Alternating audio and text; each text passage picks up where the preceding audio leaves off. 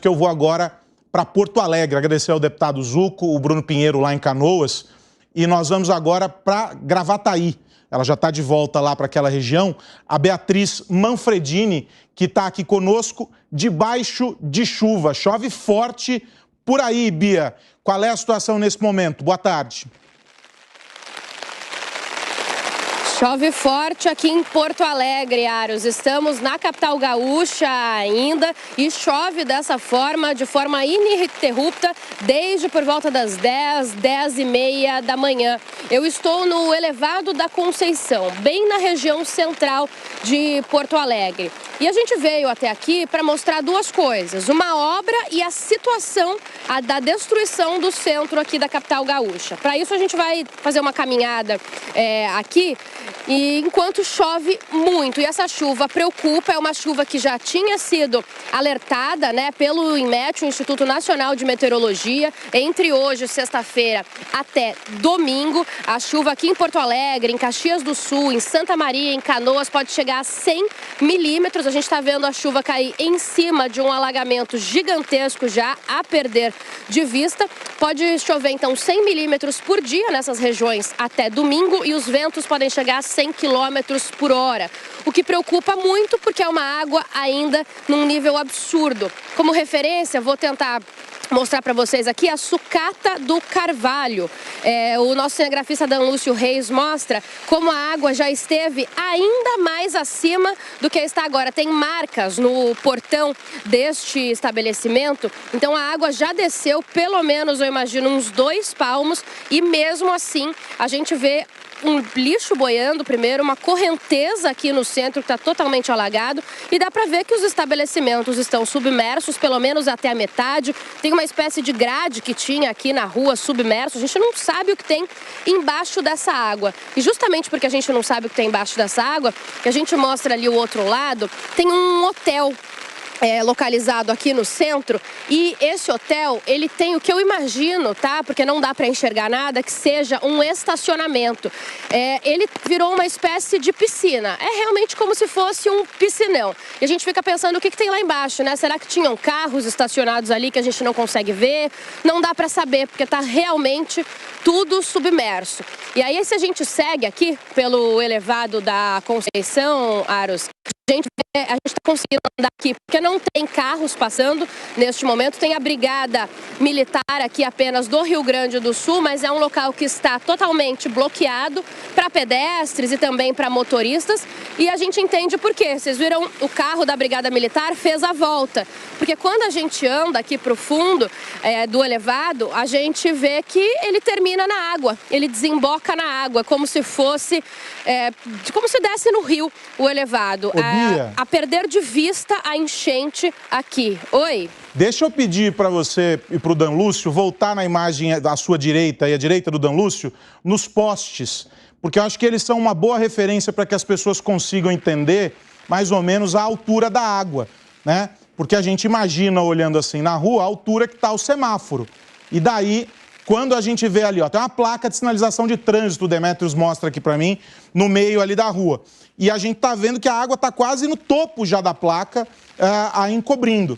Nos outros postes também, mais ali ao fundo, ele está ajustando a imagem, a gente vê a água já quase na altura dessas placas. Então, ainda, Bia, que tenha essa diminuição que você mostrou ali na placa do comércio, na porta do comércio, é um muito alto. E aí tem uma questão que eu estava lendo hoje, que eu quero confirmar com você, que é sobre a dificuldade em algumas ruas para os barcos do resgate chegarem, justamente por isso que você sinalizou. Não se sabe se tem um carro embaixo, se tinha uma cerca, se tem algum outro, um banco, uma lixeira, que tipo de obstáculo pode ter embaixo. E em algumas regiões o resgate opta por não entrar com o barco justamente para evitar um novo acidente, se chocando contra um desses obstáculos que está aí submerso em uma água barrenta, é uma água escura que a gente não consegue ver nada embaixo dela, né? Aros, se fala muito nisso, né? O que tem aqui debaixo? Pode ter carro, pode ter animal, pode ter árvore, infinitas possibilidades. Tem gente que faz os resgates e sai, inclusive, machucado, né? Porque acaba esbarrando em alguma coisa, há um risco, há uma recomendação, principalmente para voluntários, para que eles façam esse resgate devagar, né? Que realmente naveguem por aqui lentamente. Enquanto a gente conversa, vou pedir para o Dan Lúcio Reis para a gente atravessar aqui para o outro lado, para vocês verem a situação do outro lado, que é a mesma aqui do elevado da Conceição. Mas então tem essa preocupação e essa recomendação. Fora que, num dia como hoje, com essa chuva, esse tempo totalmente nublado que a gente tem desde o início do dia, as operações de resgate ficam muito comprometidas. A orientação é sempre que os voluntários evitem se arriscar em situações como essa. A água fica mais forte, tem maior correnteza, tem um acúmulo também, olha, outra coisa que pode aparecer embaixo da água, que aqui, desse outro lado do elevado, a gente já vê aparecendo um acúmulo de lixo muito grande, né, dessas ruas. Então são imagens mesmo impressionantes. Ali no fundo, para quem não nos assiste por imagens, eu descrevo, tem uma espécie de barro ali sendo construído, uma terra, como se fosse uma passarela em cima da água. Aquilo ali foi uma obra que começou hoje aqui entre o elevado da Conceição, o túnel da Conceição. Qual que é a ideia? A Prefeitura de Porto Alegre, ela destruiu uma passarela de pedestres que ligava aqui a Rua da Conceição à rodoviária, que está alagada. E aí, no local dessa passarela, então, que foi destruída hoje, eles estão fazendo essa construção neste momento, que é um corredor humanitário. A ideia é desobstruir a rodovia RS 118, que a gente conversava ontem, que tem um trânsito caótico, porque é a única entrada para Porto Alegre. Então, aqui, eles vão conseguir fazer o acesso também a Porto Alegre por esse corredor humanitário, né, que está sendo construído aqui nesse local. E aí, a prioridade para quem for passar aqui é justamente para carros de ajuda humanitária. Ele vai ligar, então, aqui o elevado da Conceição, o túnel da Conceição, a Avenida Castelo Branco, as pessoas que têm donativos, as pessoas que têm qualquer tipo de bote, por exemplo, carros da polícia, carros da Defesa Civil, vão poder passar nesse corredor humanitário. E a expectativa, Aros, é que ele fique pronto ainda neste fim de semana. Então são obras que acontecem aí num ritmo acelerado para tentar ter alguma alternativa de acesso aqui a Porto Alegre, porque olha, a gente continua andando aqui, descendo o elevado, e a água perder de vista mesmo. Lembrando que o Rio Guaíba já baixou pelo menos 30 centímetros, mais, né? Ele atingiu 5,33 metros no domingo, pior dia de enchente. Hoje está em 4,70 metros,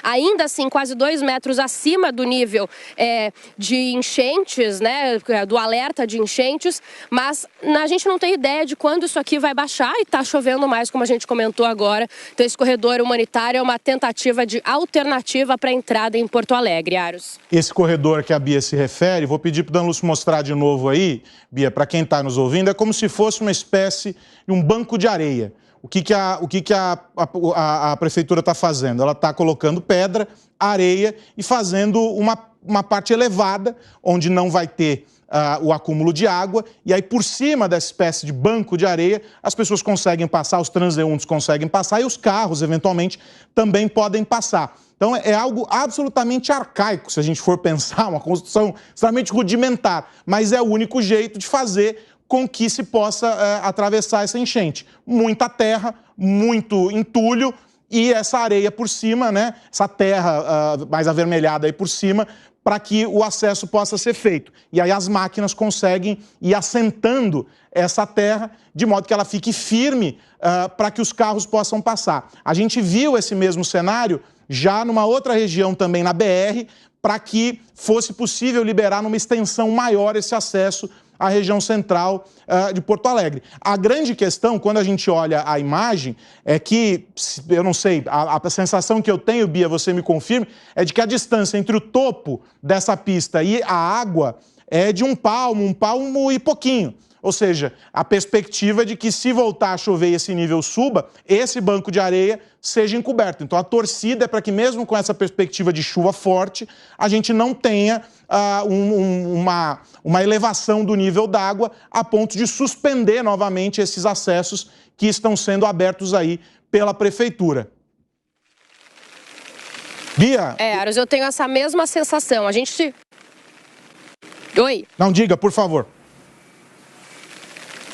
Não, de eu dizer que eu tenho essa mesma sensação de 1 palmo, 2 palmos da água. Então, realmente, parece que se essa enchente aumentar, como pode acontecer, como até o governador Eduardo Leite citou e fez aquele alerta que a gente falou aqui várias vezes para as pessoas não voltarem para casa, que sim, que pode chegar água aí em cima. Não parece que vai subir mais essa estrutura de pedras, de terra, não sei exatamente do que é feita a estrutura, mas não está muito longe da água, não. E como a gente falou, a água já esteve bastante acima. Não me parece difícil a água alcançar essa passagem que está sendo construída. Tem agora, ó, as pessoas estão transitando, caminhando ali com tranquilidade, pelo menos neste momento. Bom, vamos torcer para que, mesmo com as chuvas aí que estão previstas pelos meteorologistas, pela Defesa Civil, que a água não volte a subir o mesmo tanto, e que a gente consiga não interromper os resgates e que a gente consiga, ao contrário, os carros passando nesse momento, a caminhonete, 2 caminhonetes, 3 caminhonetes em sequência.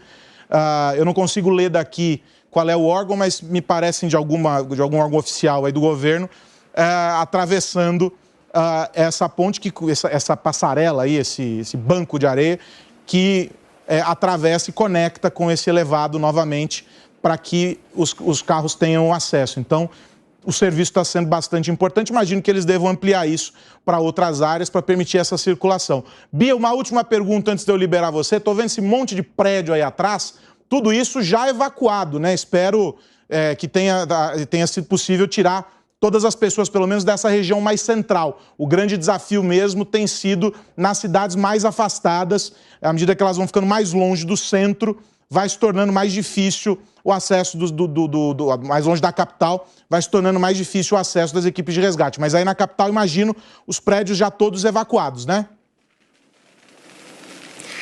Olha, Aros, mais ou menos, porque aqui na capital e no estado como um todo, não existiu uma recomendação não, uma obrigação, né, para que as pessoas deixassem as casas, como já existiu em outros casos, em outras capitais, outras cidades do Brasil.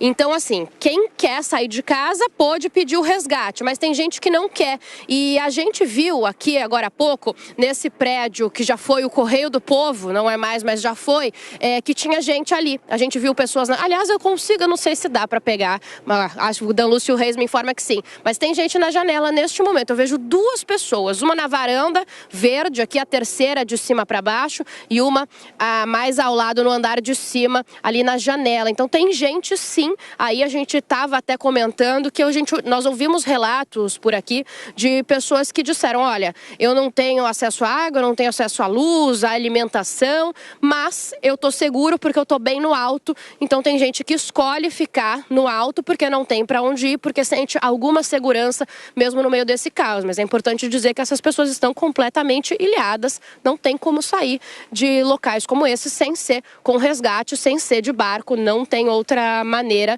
Mas a gente percebe sim, Aros, que a maior parte, apesar dessas pessoas pontuais que eu estou mostrando para vocês e que a gente enxerga, a maior parte parece completamente, sim, tem prédios abandonados aqui também no centro, mas a maior parte parece completamente evacuada, né? E parece uma sensação assim de cidade fantasma que a gente tem até mais no centro, mais para dentro, em locais que não tem água ou que a água já desceu, tá tudo fechado, tudo sem luz, o centro tá realmente apagado aqui na capital gaúcha, Aros.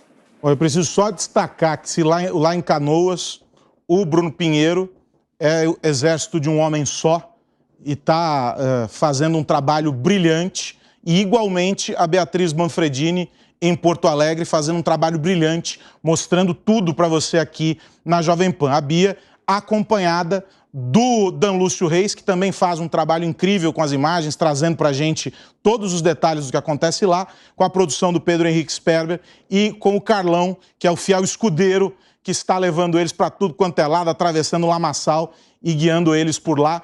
Muito orgulho desse time que está fazendo um trabalho incrível aqui pelo jornalismo da Jovem Pan, com os pés literalmente na lama para trazer a informação para você dessa tragédia muito triste, mas contando as histórias das pessoas e trazendo tudo em tempo real que está acontecendo. Então, parabenizando aqui ao vivo a equipe que está lá, nos enchendo de orgulho, Beatriz Manfredini, Dan Lúcio Reis, o Pedro, o Carlão e o exército de um homem só chamado Bruno Pinheiro lá em Canoas.